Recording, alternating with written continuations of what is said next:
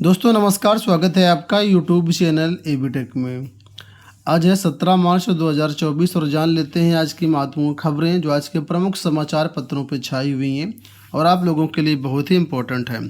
सबसे पहले यहाँ पर देखिए अपडेट है लोकसभा चुनावों को लेकर के।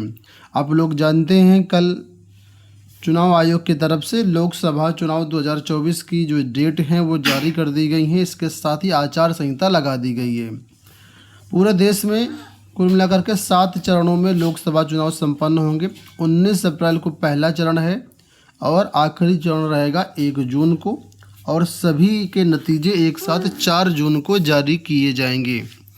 ठीक है, तो इस बार सबसे ज़्यादा जो है वोटर हैं 97 करोड़ के आसपास, लगभग 96.88 करोड़ मतदाता।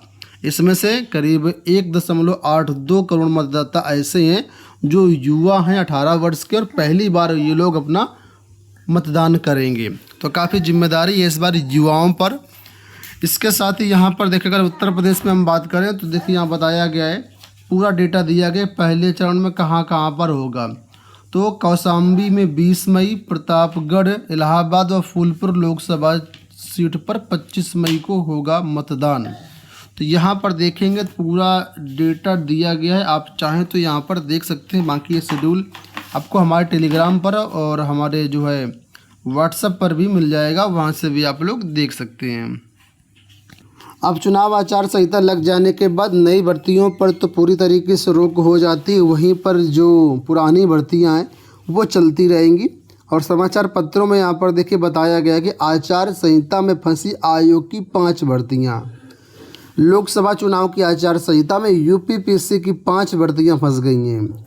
आयोग को एलटी ग्रेड शिक्षक भर्ती, राजकीय डिग्री कॉलेजों में असिस्टेंट प्रोफेसर भर्ती, खंड शिक्षा अधिकारी भर्ती, सम्मिलित राज्य कृषि सेवा भर्ती, सम्मिलित राज्य अभियंत्रण सेवा भर्ती, इसके अलावा जीआईसी प्रवक्ता भर्ती की भी है। तो कुल मिलाकर ये जो नई भर्तियाँ हैं ये फंस चुकी हैं। अब इनका विज्ञापन जब तक आचार संहिता ख़त्म नहीं होगी तब तक तो जारी होने की कोई भी संभावना नहीं है। और वैसे भी आप लोग जानते हैं कि ये भर्तियां अभी विवाद में हैं, इस वजह से अभी वैसे भी इनका कोई जो है आशंका नहीं थी कि विज्ञापन आएगा, लेकिन अब पूरी तरीके से ठप है, इस बीच भर्ती नहीं आएगी। शासन से मंजूरी मिलने के बाद ही इसमें कुछ हो पाएगा। और इस बीच अगर शासन से मंजूरी भी मिल जाती है, जो विवाद है समाप्त भी हो जाता, तब भी नई भर्ती जारी हो पाना मुश्किल है। चुनावों की आचार संहिता खत्म होने के बाद ही उम्मीद है, तो छात्रों को तब तक इंतज़ार करना होगा। यहाँ पर देखिए अपडेट है कि पेपर लीक की एक घटना ने बिगाड़ दिया आयोग का परीक्षा कैलेंडर। आरओ पेपर लीक हुआ, उसके बाद आप लोग जानते हैं पीसीएस परीक्षा स्थगित की गई और इसके बाद लोक सेवा आयोग की तरफ से परसों ही नोटिस जारी करके 4 से 5 भर्ती परीक्षाओं को स्थगित किया गया।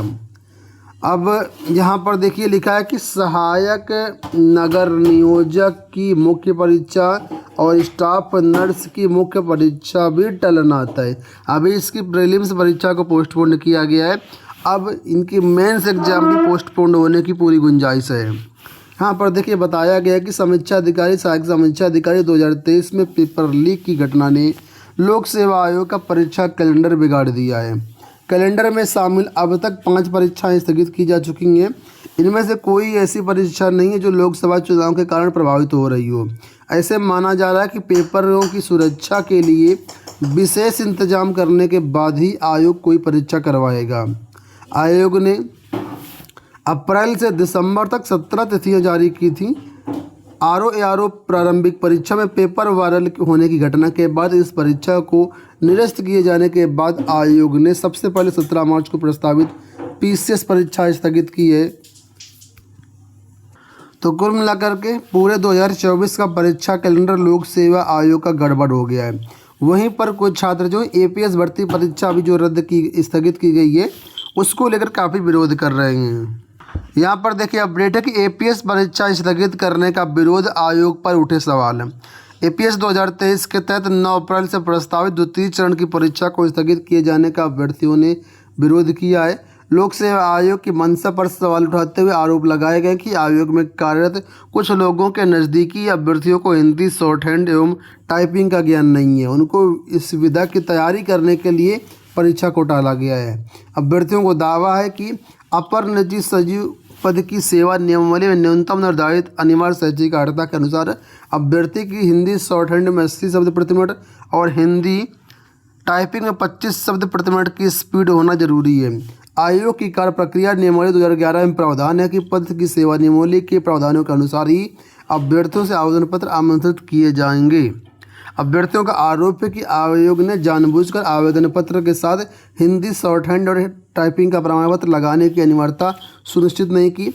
इससे इस विधा का ज्ञान न रखने वाले बड़ी संख्या में अभ्यर्थियों ने आवेदन कर दिए और प्रथम चरण की परीक्षा भी पास हो गए। तो यहाँ पर एपीएस भर्ती परीक्षा जो स्थगित की गई है उसमें आयोग पर छात्रों ने सवाल उठाए हैं। 12,460 शिक्षक भर्ती के बारे में अपडेट है कि यहाँ पर प्रत्यावेदन मांगे गए हैं। परिषदीय प्राथमिक स्कूलों में 12,460 सहायक अध्यापक के रिक्त पदों पर काउंसलिंग के संबंध में अभ्यर्थियों से ऑनलाइन शिकायत ली जाएगी। बेसिक शिक्षा परिषद के निवर्तमान सचिव प्रताप सिंह बघेल ने 14 मार्च को बेसिक को भेजे पत्र में निर्देशित किया है कि अभ्यर्थी अपना प्रत्यावेदन 20 से 27 मार्च तक वेबसाइट basiceducation.up.gov.in पर उपलब्ध कराएंगे। शासन की ओर से 27 फरवरी को गठित कमेटी 31 मार्च तक शिकायतों का निस्तारण करेगी। तो अगर आप 12,460 शिक्षक भर्ती में तो अपना भी प्रत्यावेदन आप लोग दे सकते हैं। बात करते हैं UPSSC के बारे में। तो UPSSC से आप सभी के लिए बड़ी अपडेट है कि जेईई सिविल भर्ती में 1169 पद और जोड़ दिए गए हैं। प्रदेश में विभिन्न विभागों के अंतर्गत हो रही अवर अभियंता यानी जेईई सिविल सहायक विकास अधिकारी की भर्ती में 1169 पद और जोड़ दिए गए हैं। पूर्व में जारी 2,847 पदों के साथ अब इन पदों को मिला करते हुए 4,016 पद हो गए हैं। अधीनस्थ सेवा चयन आयोग ने शनिवार को यानी कल इसके लिए विवरण व आरक्षण की विस्तृत सूचना जारी कर दी है। इसकी विस्तृत जानकारी आयोग की वेबसाइट पर अवेलेबल है। आयोग के सचिव अवनीश सक्सेना ने बताया है कि सिंचाई एवं जल संसाधन विकास और शहरी नियोजन विभाग में ये पद बढ़े हैं। तो आप सभी के लिए अपडेट है कि यहाँ पर पद बढ़ गए, 1169 पद बढ़ गए हैं। अब कुल मिलाकर के 4,016 पद हो गए हैं और 7 मई से यहाँ पर आप लोग आवेदन कर पाएंगे। ठीक है, तो आप सभी के लिए गुड न्यूज़ है। यहाँ पर बिहार शिक्षक भर्ती पेपर लीक मामले को लेकर के यहाँ पर देखिए अपडेट है कि एक दिन पहले ही लीक हो गया था प्रश्न पत्र।